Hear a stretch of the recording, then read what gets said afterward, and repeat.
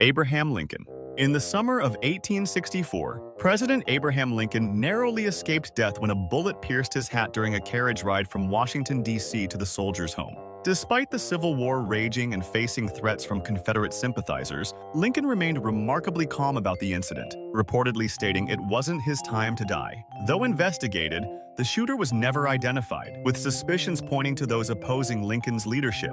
In April 14, 1865, President Abraham Lincoln attended a performance of Our American Cousin at Ford's Theater in Washington, D.C., just days after the Civil War's end. John Wilkes Booth, a famous actor and Confederate sympathizer, slipped into Lincoln's private box and shot him in the back of the head. After leaping to the stage and shouting, "Sic Semper Tyrannis," Booth escaped but broke his leg in the process. Lincoln was carried to a nearby boarding house where he died the following morning at 7:22 a.m. Booth was tracked down 12 days later to a Virginia barn, where he was shot and killed by Sergeant Boston Corbett.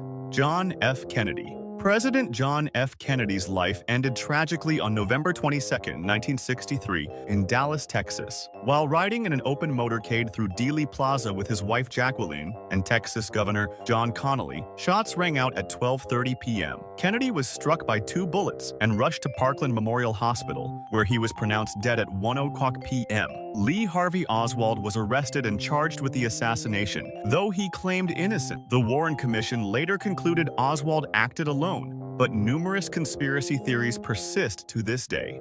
Andrew Jackson. On January 30, 1835, President Andrew Jackson survived a remarkable failed assassination attempt at the U.S. Capitol. Richard Lawrence, an unemployed house painter with mental illness, approached Jackson and fired 2 pistols at point-blank range. Incredibly, both weapons misfired. The enraged Jackson immediately charged at his would-be assassin, beating him with his cane until bystanders, including Davy Crockett, intervened. Lawrence, who believed Jackson was preventing him from claiming the British throne, was found not guilty by reason of insanity and institutionalized for life. Ronald Reagan. President Ronald Reagan was shot on March 30, 1981, while leaving the Washington Hilton Hotel. Secret Service agents quickly shoved Reagan into his limousine, but 1 bullet struck him under his left armpit, lodging just an inch from his heart. The severity of his wound wasn't immediately apparent until he began coughing blood. Reagan spent 12 days hospitalized. His assailant, John Hinckley Jr., harbored a delusional obsession with actress Jodie Foster and believed assassinating the president would gain her attention. Found not guilty by reason of insanity, Hinckley remained in psychiatric care until 2016. James Garfield. President James Garfield's life ended tragically after being shot on July 2, 1881 by Charles Guiteau, a mentally unstable office seeker. While at the Baltimore and Potomac Railroad Station in Washington, D.C., Guiteau fired 2 shots, one hitting Garfield's arm and another lodging in his abdomen. Doctors made fatal mistakes during treatment, using unsterilized instruments that caused severe infections. After 79 days of suffering, Garfield died on September 19, 1881. Guiteau was found guilty despite insanity claims and executed by hanging on June 30, 1882. Theodore Roosevelt. Theodore Roosevelt was campaigning for a 3rd term on October 14, 1912, when John Schrank shot him in Milwaukee. Remarkably, Roosevelt's 50-page folded speech manuscript and metal eyeglass case in his breast pocket slowed the bullet. Despite bleeding and with the bullet still lodged in his chest, Roosevelt insisted on delivering his planned hour-long speech before seeking medical attention. Doctors later decided against removing the bullet, which remained in Roosevelt's chest until his death. Schrank, who claimed to have visions of President McKinley directing him to kill Roosevelt, was diagnosed with paranoid schizophrenia and institutionalized until his death in 1943. William McKinley.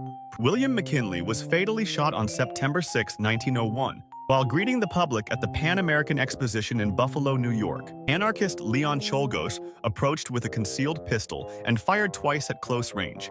Though McKinley initially seemed to recover, gangrene and infection developed around his wounds, leading to his death 8 days later on September 14th. Vice President Theodore Roosevelt was immediately sworn in as president. Czolgosz was quickly apprehended, showed no remorse, and was executed by electric chair on October 29, 1901. Gerald Ford. President Gerald Ford faced an assassination attempt on September 5, 1975, in Sacramento, California, when Lynette "Squeaky" Fromm a Manson family member, aimed a gun at him as he exited the California state capitol. Secret Service agents quickly subdued her, and Ford escaped unharmed. Just 17 days after the first attempt, President Gerald Ford survived another assassination attempt on September 22, 1975. This time, Sarah Jane Moore fired a shot at him as he left a speaking engagement in San Francisco. Ford again escaped unharmed as Moore was quickly detained by law enforcement.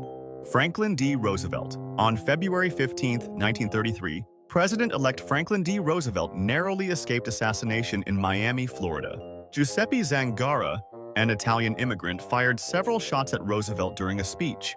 Though Roosevelt was unharmed, 4 others were wounded, including Chicago Mayor Anton Cermak, who later died from his injuries. Zangara was quickly captured and executed by electric chair.